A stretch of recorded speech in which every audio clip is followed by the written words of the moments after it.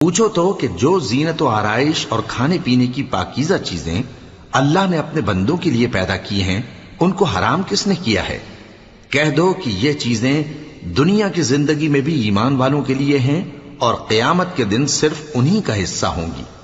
اسی طرح اللہ اپنی آیتیں سمجھنے والوں کے لیے کھول کھول کر بیان فرماتا ہے۔ کہہ دو کہ میرے پروردگار نے تو بے حیائی کی باتوں کو ظاہر ہوں یا پوشیدہ اور گناہ کو اور ناحق زیادتی کرنے کو حرام کیا ہے،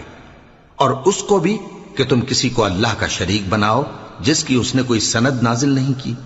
اور اس کو بھی کہ اللہ کے بارے میں ایسی باتیں کہو جن کا تمہیں کچھ علم نہیں۔ اور ہر ایک امت کے لیے موت کا ایک وقت مقرر ہے،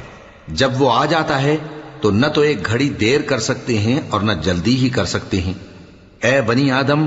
ہم تم کو یہ نصیحت ہمیشہ کرتے رہے ہیں کہ جب ہمارے پیغمبر تمہارے پاس آیا کریں اور ہماری آیتیں